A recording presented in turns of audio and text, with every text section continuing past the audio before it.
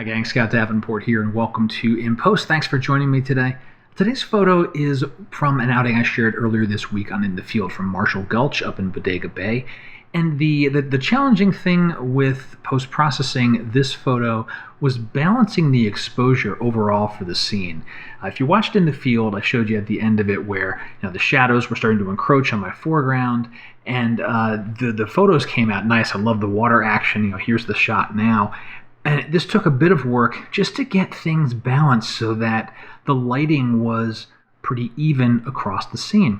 This wasn't a type of scene where strong, longer shadows would really work, so I wanted to get things balanced out.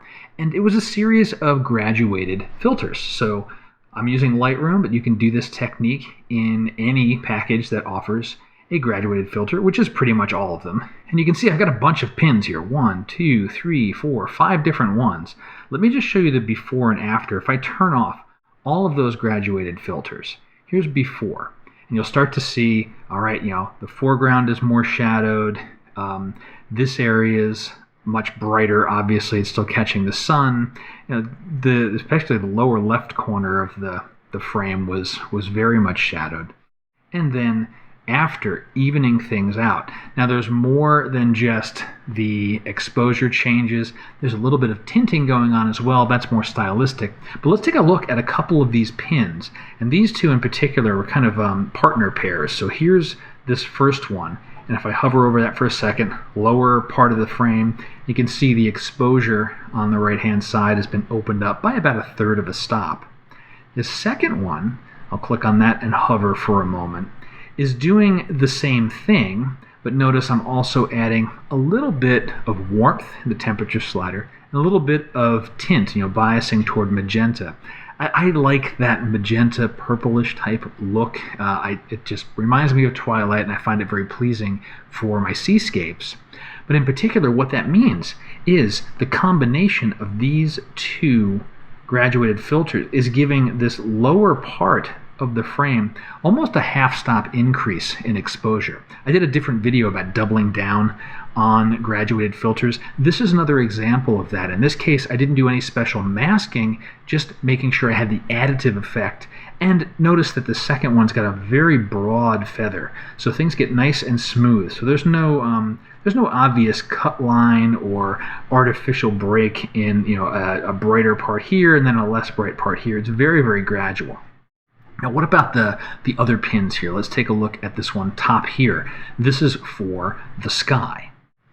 So there's our cover there. And really this was a tint adjustment. You can see on the right hand side the tint has been bumped up very strongly toward magenta. There was already a feel of subtle red tones happening in this cloud bank up at the top. You can kind of see it, and I've accentuated that and a little bit trailing out here. This was really to just accentuate that feeling. A second pin here. This was counteracting, or a counterbalance, I should say, to the foreground. So originally the foreground was very, very shadowed, and the upper part of the scene was very, very bright. An ever so slight reduction in exposure here. And notice I'm not worrying about masking things to be like just on the land base or so forth. Just using subtle adjustments and generous feathers to smooth things together. And then finally, this last pin over here, this is for the lower right corner. And one more time, gave it an extra kick on exposure increase. So making sure I got a nice gradual increase in this lower left corner, because that was the darkest area of the scene. So one more time, all of that added up. This was before all the graduated filters. And then this is after. To me, this is a much more interesting scene. I can guide my viewer much more easily. I want you to be looking at the cool surf action that's going on here, and then lead out into the rest of the scene. I've got a couple of things left I want to do for this photo. There are some power lines in the background I want to take care of. And I think I may accent the wave crests, the whitewash, get those a little bit brighter. maybe a little extra contrast to the rocks or some detail there. I'll pop this over into On 1 to do that work. It's got stronger retouch tools for the job I need to do, and it's got dynamic contrast, which I love. So I'll share the final photo probably on my blog once I finish it, because I'm going to shut the recording off now and get to work on finishing up this photo. But that's going to do it for In Post. I hope you enjoyed the video today, and if you did, let me know somehow. Comments always appreciated. Questions about photography, drop them below. If you want to keep it private, you can reach out to me through my website. And until next time, my name's Scott Davenport, and happy shooting.